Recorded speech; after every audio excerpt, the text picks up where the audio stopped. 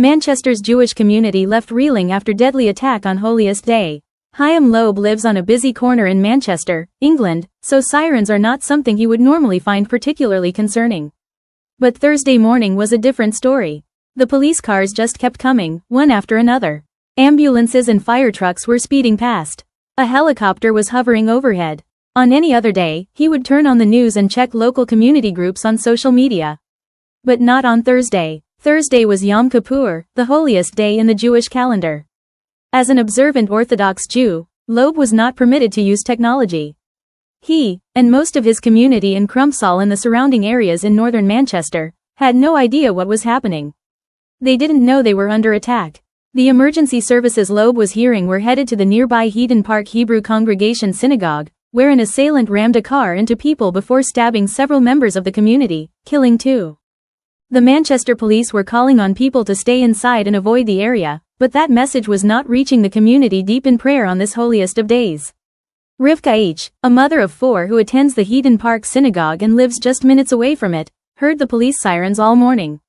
She was worried, but like Loeb, the legal secretary who asked for her full name not to be published, couldn't use her phone due to the holy day. There was so much police around the synagogue, so many sirens, it made me feel sick. And then I knocked on my neighbor's door and she told me that 2 people had died and I was really shocked, Rivka said. Rivka was speaking to CNN as she was rushing through the neighborhood, trying to get in touch with her 2 older daughters and ex-husband. Hopefully I'll be able to catch my girls and tell them I'm safe. My brother came to check on me because they know that I go to that synagogue, she said. Running into friends and relatives, Rivka was trying to piece together what happened. She heard 2 people were killed, but didn't know who they were. A friend told her she heard it was 2 adult Jewish men. It wasn't until Friday morning that the authorities confirmed the identities of the 2 victims. There were indeed 2 men, Adrian Dalby, who was 53, and 66-year-old Melvin Kravitz.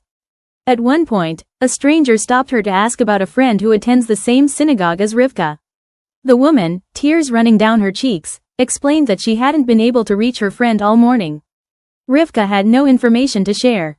Community feeling under attack. Jews make up a small minority of the UK population, with just under 300,000 people living in England and Wales identifying as Jewish during the most recent census in 2021. But the community is feeling increasingly targeted, with the number of anti-Semitic incidents rising over the past decade and reaching new record levels last year, according to Community Security Trust, CST, a charity that monitors incidents and protects British Jews from terrorism and anti-Semitism. While the majority of British Jews live in London, Manchester is home to the country's second-largest Jewish community, counting some 30,000 people. Most live in the northern suburbs where the attack happened on Thursday. Crumpsall is a close-knit community, the kind where a local bakery lets people come in after hours, take whatever they need and trusts them to leave money behind. Where a friend or a relative is never too far and always happy to help. But while both Rivka and Loeb come from families that have been living in the area for most of the past century, both said they are increasingly hearing people talking about moving to Israel because Manchester no longer feels safe.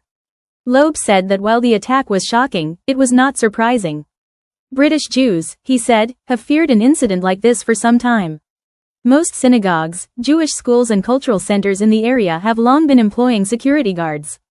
Many from the community volunteer with the CST to protect the sites. The Chief Constable of the Greater Manchester Police, Stephen Watson, praised the community and security staff response to the attack, saying their immediate bravery prevented the attacker from gaining access to the synagogue, likely saving lives. I think this just brings it closer to home. People say all the time that our time here is finished, and everyone should go live in Israel, Loeb said. While he blames the British government for the hostile environment, he said he was particularly angry about its recent decision to recognize the Palestinian state, something he said was a reward for terrorism. Loeb said he was not thinking about leaving the country. I think Israel needs the diaspora as much as the diaspora needs Israel, because if there was no diaspora, there'd be no one to support Israel from the outside. We can't just all run off to Israel, he said. The Heaton Park Synagogue sits a bit away from the heart of the Jewish community. While the area just a few streets down the road is almost exclusively Orthodox Jewish, the immediate vicinity of the synagogue is mixed, with Jews living next to Muslims and Christians. A Palestinian flag is proudly displayed in a window on a street where many trees are decorated with yellow ribbons, the symbol of solidarity with the Israeli hostages still held by Hamas in Gaza. Ashfaq Malik, a British Pakistani who was born in Manchester, lives around the corner from the synagogue. He's got an Orthodox Jewish neighbor on one side and a Muslim family on the other side. We never had any problems. We talk to each other, we know each other. My mosque actually put a safety message on the website this morning when it happened, because our imam is always talking to the Jewish rabbis here, Malik, who is Muslim, told CNN.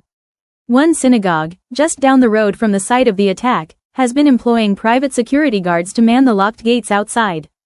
On shift on Thursday was Anz Ahmad, a Muslim man from Manchester. Nobody thought it was unusual. Ahmad told CNN he never felt any animosity from the community. Anyone who kills innocent people is a bad guy, whether it's a Muslim or anyone, he told CNN. He said the morning was terrifying for everyone in the area. I have never seen anything like this, he said. Even as nightfall approached, many in the neighborhood still didn't know about the attack. Yom Kippur is the one day when even people who are not particularly observant feel compelled to attend synagogue and refrain from using technology. Many have spent the day fasting and praying, with services in the area's many synagogues held continuously through the day. Several people in the neighborhood told CNN they didn't know what happened or had only very limited information. Some asked if the attacker was still at large, and were relieved to be told the suspect, identified by police as 35-year-old Jihad al-Shami, had been shot by firearms officers. Rivka was particularly worried about her mother, who is spending the high holidays in Israel and would be worried about her daughter once she learned about the attack. Tonight, after the restrictions are lifted, I'll get on my phone and call her. But it will be later for me, so then there's a couple of hours where it will be out for my mum in Israel, but not here. What can you do? She said.